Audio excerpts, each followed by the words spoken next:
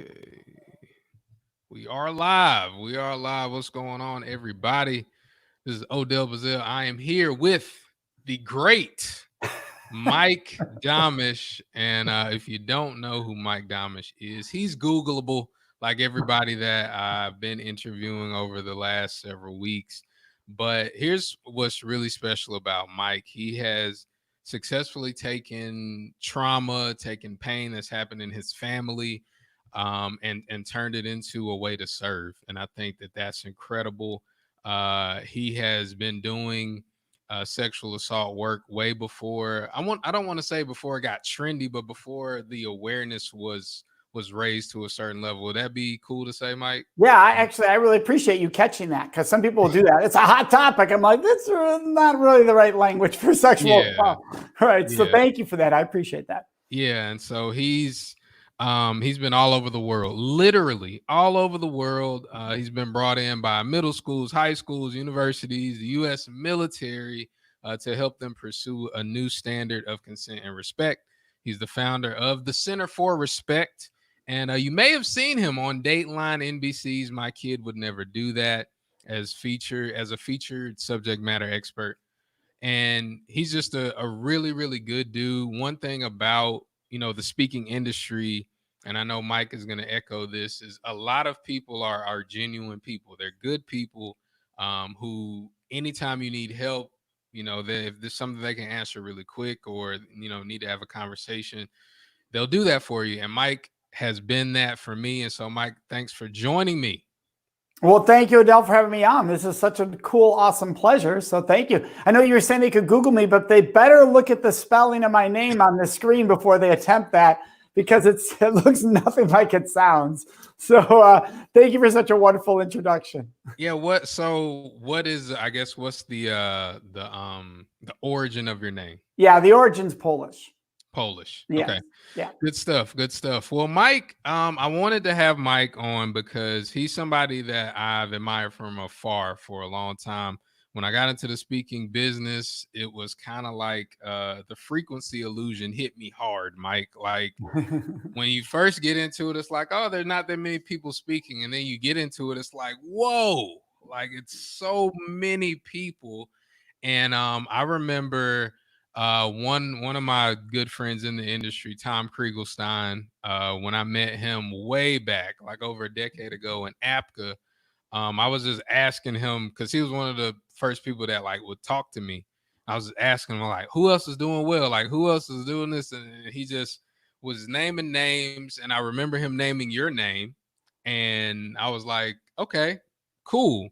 And then I did some work for the U.S. military for military school, and I saw something of yours in their office, and I was like, "This dude is killing the game. Like he is just like doing his thing." And I'll be honest, when I first looked at the work that you were doing, it was not connected to mine, and so that caused me to like, well, I guess we're very different. So I'm not going to approach him. But again, I've admired him from afar. And I just want you to talk about how over the years you've been able to successfully transition in different markets, and you do work in different markets, and how you're able to do that. Yeah, happy to share that, Odell. Thanks for sharing how you learned of me. Tom's a great guy and still doing amazing work to this day. So that's very cool. You know what it is you start one place, and what happens there is you gain your confidence. You realize that, hey, what I'm doing is working. This is having an impact. And then either you recognize or another group recognizes that your skills could help their world. So, for example, the military in 2005 came to us and said, hey, you're doing all this work in colleges, Mike. Do you think this could translate to the military? Keep in mind that a lot of our audiences are 18 to 24. Your college audiences are 18 to 22. We think this could relate. Do you think it could? And I actually said, I absolutely believe it could. And I think I can talk to your past 24 too. Like, yes, you're talking about the 18 to 24, but I think I can talk to your married people. I can talk to your single people who are 30 or 30. And so what we did is we actually created a niche right away that made us unique, because a lot of the programs were focused only on 18 to 24, where we early on recognized, let's bring more of the conversation in. A large percentage of the military is that age group, but there's a whole nother percentage over here that is not that age group. And so then we built up momentum there, and we saw it having an impact there. And then friends of mine would be like, hey, why don't you do corporate work? Why don't you do corporate work? And I did what you did, Odell. I did that. Well, that's different, right? Sort of how you viewed my work. I did it to my own work. I said, well, that's different. I don't want to be legalese, which I don't. I don't enjoy doing that. I don't want to go in and speak the law for an hour. I enjoy teaching skills, shifting mindset. And my friends were like, so why can't you do that for corporate? Like, why do you have this parameter that sexual harassment is what you have to say and it has to be legal? Why don't you talk about the other things you do? And now we're in that world and loving the impact we're able to have in that world. And I guess the overall message is, look, if you give people a skill that everybody can use, why are you limiting it from getting to everybody? You know, and that's what it comes down to. And that's amazing. And one thing that, and I was telling you before we started recording, I love your website because in every link that people go to, they see a unifying message. They see that overall message. And in another interview I did with a friend of mine, Della Toro McNeil. Yeah, great guy. He was saying that, your message should be able to go to everybody, like your overall message. And then it's just how you speak the language of a particular market that's helping. And so your overall message is create a culture of respect before it's too late. And so it doesn't matter if that's a company, doesn't matter if that's military, whether it be, the troops, or whether that be the administrators or whoever. It doesn't matter if school, parents, like, you want to create a culture of respect. And I think that's amazing. How long did it take you to come up with that? Like, I've been in for about 7 years and I'm still having trouble with trying to figure out that line. It changed over the years. Earlier on, I was known as the "Can I kiss you" guy. In the college world, I was the "Can I kiss you" guy. Even in K-12 and middle schools and high schools, I was the "Can I kiss you" guy. And became known as that. There was one problem, though. I was also teaching bystander intervention. I was also teaching supporting survivors. So being the "Can I kiss you" guy was actually putting me into this little box that did not accurately depict everything I did. And if I was the "Can I kiss you" guy, leadership wouldn't see any reason to bring me in to talk about changing their mind shift or giving them skills, because they weren't just looking at consent. They were looking at all these different pieces, which I did. So we had to stop and go, wait a second. That messaging is great. It's done well to get us where we are. It's not going to take us where we want to go. So what is the messaging that truly is across the board consistent here? And respect was true in all of those. Bystander intervention is about respect. Culture, as far as supporting survivors, about respect. Consent's about respect. How you treat another human being in the office, respect. So respect became the unilateral consistency here. And that's where it changed. Now, it took me a lot longer to get to the Center for Respect, because we were the Date Safe Project until a year and a half ago. And what happened there was we was like, wait, corporate's not going to hire the Date Safe Project. It doesn't align correctly. And I was at an event. I was at a Genius Network event, and they were talking about what it takes to 10 times companies and organizations. And I sat there and I went, Center for Respect. It just like popped in my head. And when the moment it happened, I'm like, oh my gosh. And I amazingly, it was available. The URL was available. So it was available in every facet, every social media, everything. I'm sitting there in a session buying every URL, I started brainstorming the logo. I love our logo. It's one of my favorite images in the world. It is my favorite graphic in the world. I started thinking that out, and it got me fired up. And I was to the point of, wow, I've always been the Center for Respect. It just took us all that time to recognize that the name was always true. We just hadn't named it. And that's how we came to where we are today. And I think that's incredible. You just mentioned something. You just mentioned the Genius Network. And I'm connected with Alex Mondosian. Yeah, so brilliant. Yeah. And what's crazy, I met Alex at an event in New York last year. And another speaker friend of mine, Stan Pearson, I know Stan. Yeah, Stan was at my speech last summer. Yeah, that's what I was gonna say. Stan, he shot me a text message. He was like, "Hey man, you know Mike Domitrz?" And I was like, "Yeah, I know that." He's like, "I'm at this event, and he's about to speak." And as speakers, we're always like, "Tell me how good he is." Like, tell me how really good he is. And you're one of those speakers that is good on stage. Is really good on stage. And Stan is a harsh critic, by the way. But he was like, "Oh man, he's great. I'm hoping I can get a chance to talk to him." But I brought all of that together because just you figuring out, Center for Respect, you're at a Genius Network event. I met Alex at an event. Like, how is it? And you're in the NSA and all that stuff. How important is it for speakers listening to go to events and it's everything. It's everything. People ask me all the time, how did we grow? The initial organization was called the Date Safe Project.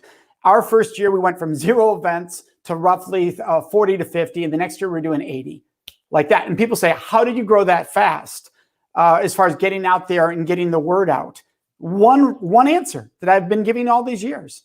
NSA, the National Speakers Association. I went to the conference and I very specifically went to the people who had done what I wanted to do in the markets I wanted to do. And I said, how did you do it? And whatever they told me, I did, Odell.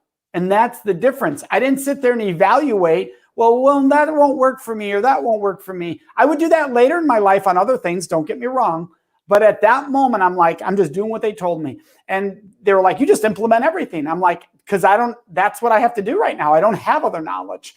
And that naivety allowed me to just go and do. And I did. And then you see what works. Okay, that didn't work for me, but that really worked. And I listened to what they said. And to this day, I love to do that. I want to find the people who have been there, done that.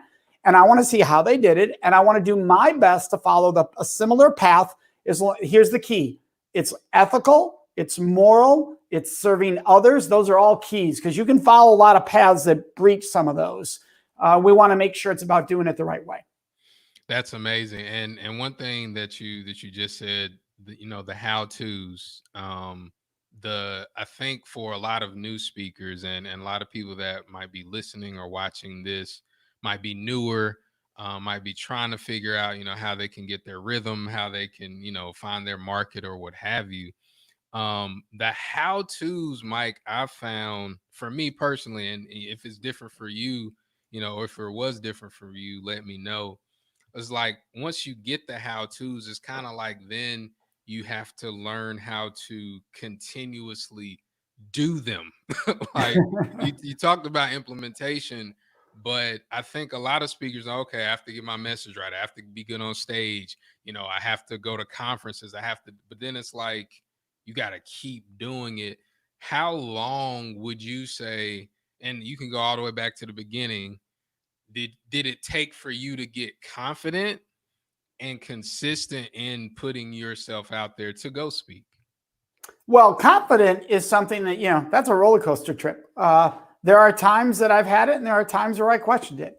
The good thing is I've had it as an asset to my life, most of my life. In other words, I've believed I could overcome. It's something I've had, but there are certain points in my life that taught me, yes, I can, right? So when you speak and you do the first audience of 100, and then you do your first audience of 1,000, and then you do an audience of 5,000, and you're like, what am I freaking out about? That rocked, right? So that gives you a vote of confidence. But still, you go over here and you do a different medium over here and you go, ooh, is anybody going to actually want to hear me? Is it even 17 years in, you can do that to yourself. And so the key is surrounding yourself with people who know your strengths, who love you, and who want to see you get there. Because there's a lot of people who know your strengths and love you who will also stop you from getting there because they don't know the journey either. So they're scared for you. So it's not that they want you to fail, but they're scared of you failing. They don't want you to fail and feel that.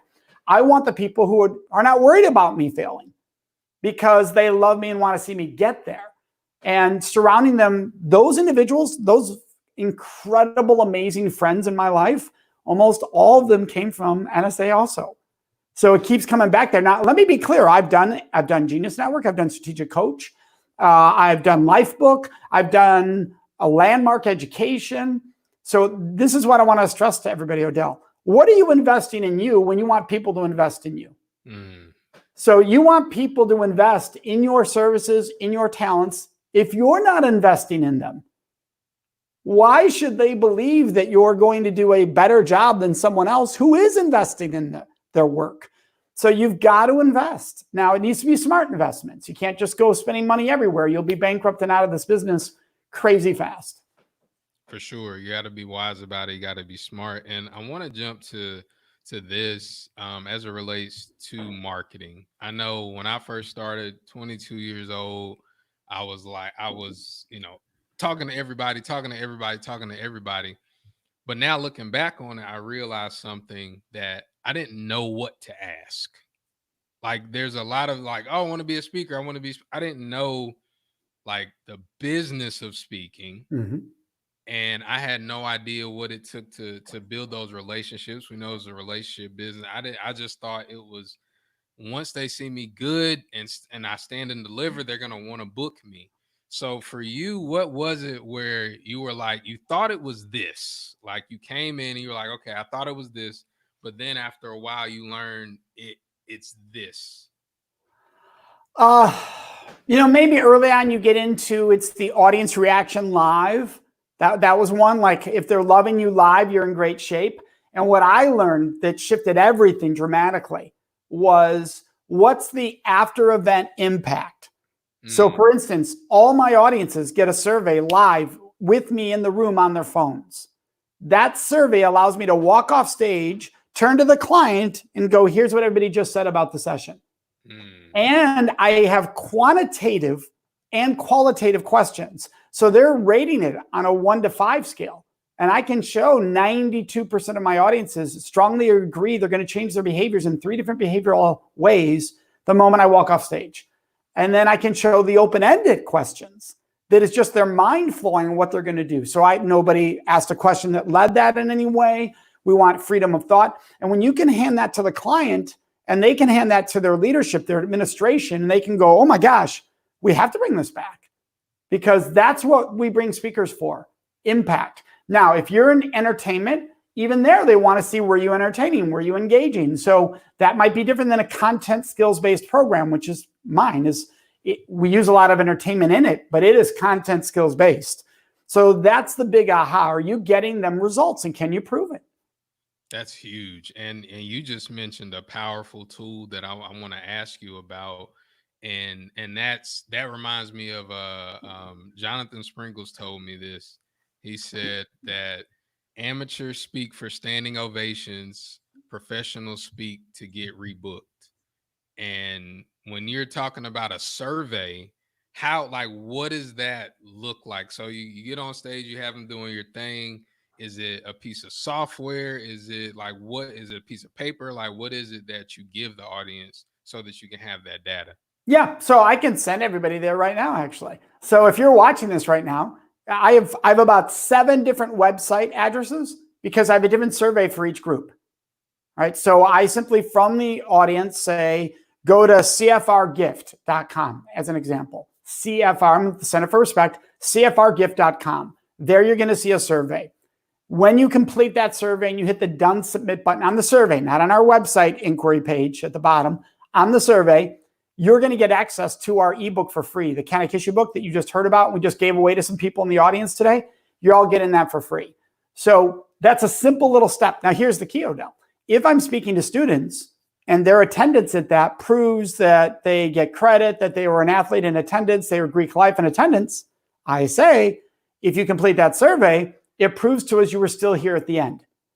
And we can export the list, not your answers of who said what, but we can export your names and emails to the school or the group or sponsoring organization to prove you're here at the end. Now your participation rates soar for the survey.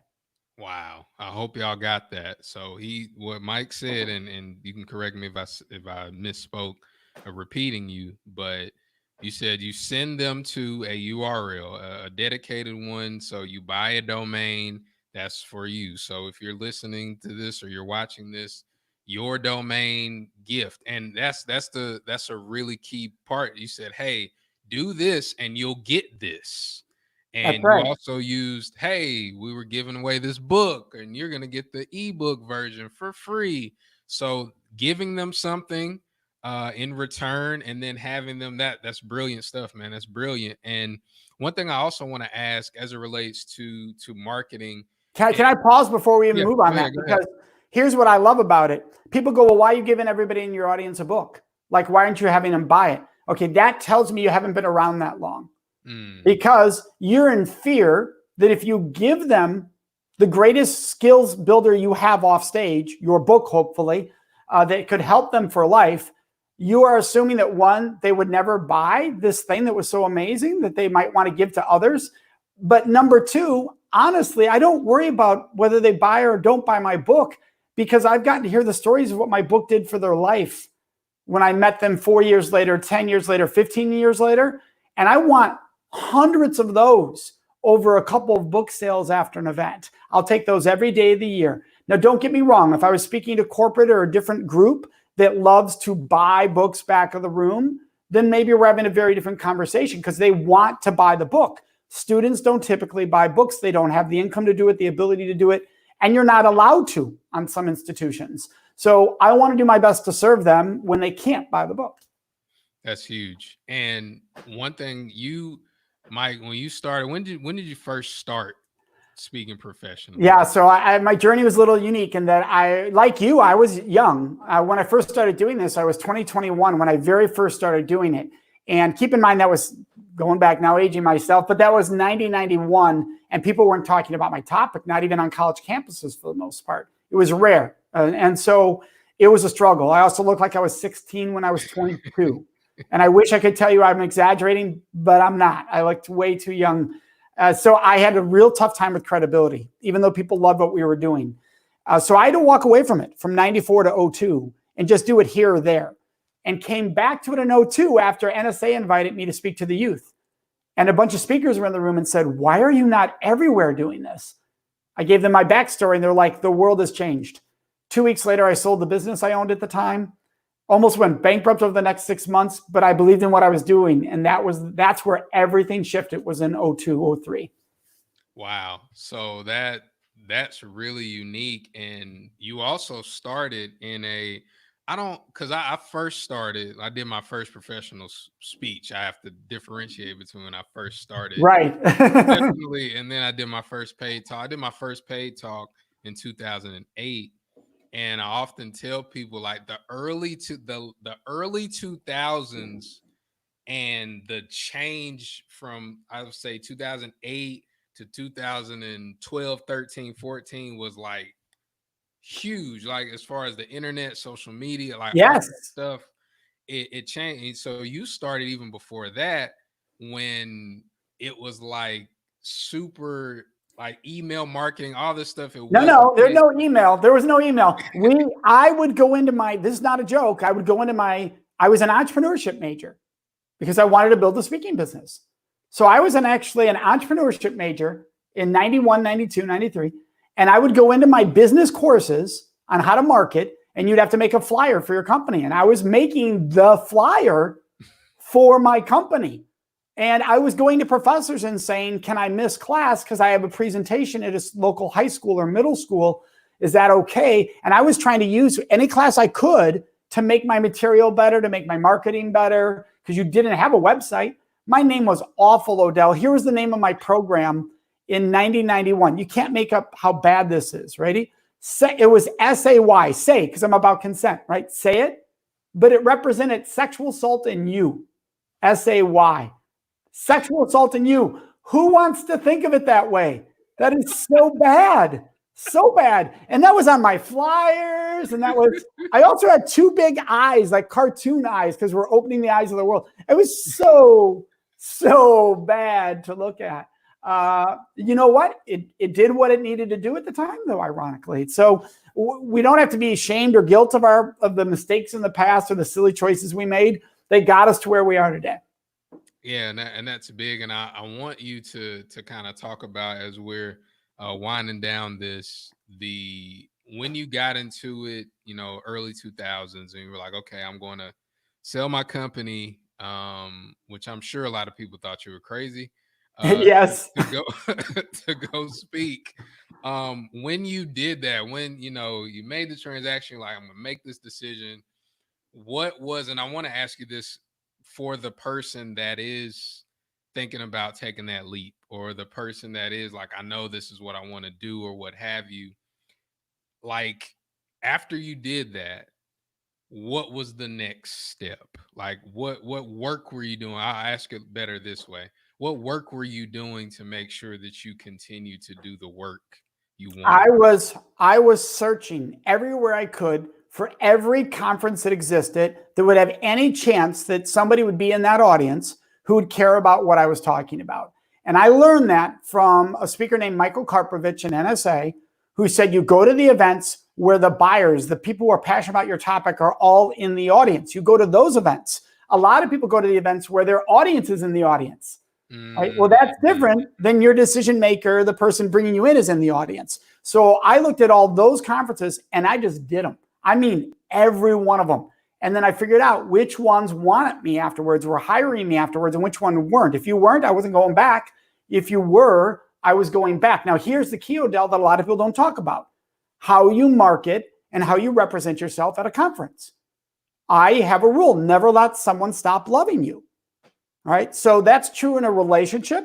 That's true in work, which means when something's wonderful, don't take it for granted. Stay in contact, show gratitude, show appreciation. So back then, when somebody would come to my booth, that night they'd get an email saying, thanks for swinging by my booth today. Here's a little something for you. And I'd be giving away something at the booth. So they would sign up to, like, I'd give away our shirts or our posters because we want to grow our community.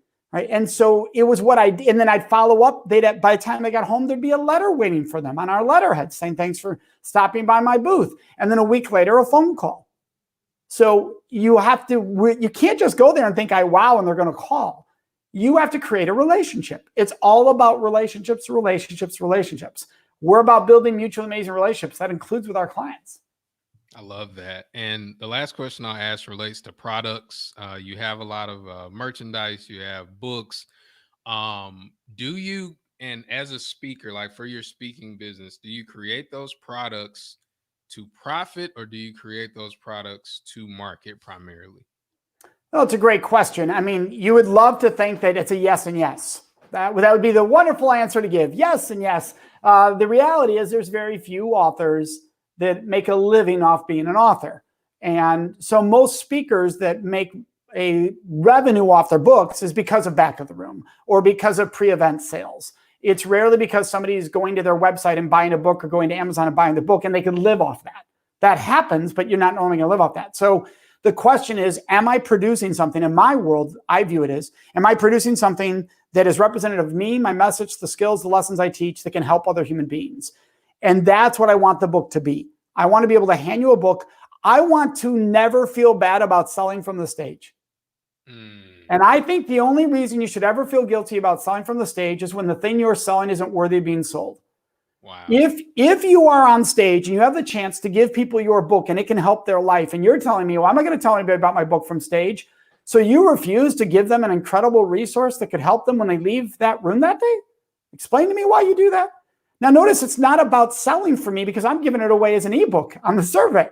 So it's about getting them the resources in their hands as best I can. And to be fair, letting them give me a little feedback to get that book, right? So it's not like I'm just handing it out, because I'll be honest with you, if you just said, here's a link, everybody download it, you'd get way less downloads than fill out the survey to get the book, because they also have earned the book in their mind. They think I filled out the survey, now I get the book, and they follow that path. That's amazing. That's awesome stuff. This was Mike Domitrz, everybody. If you don't know about Mike, look him up. Mike, what's the best way for somebody listening to this or watching this to connect with you? So the easiest way is probably centerforrespect.com, because my last name is difficult. Centerforrespect.com. If you want to go somewhere that has my name in it, go to mikespeaks.com. That'll take you to our corporate, the work we do with businesses, but you can always link into my other stuff there too. So Odell, thanks for what you're doing. It's so awesome that you're giving people a place to learn and to grow as speakers. It's just fantastic. Hey, learn from the best. I appreciate you, and everybody listening, watching, appreciate you. We'll see y'all at the top, not from the top. Take care. Have a great one.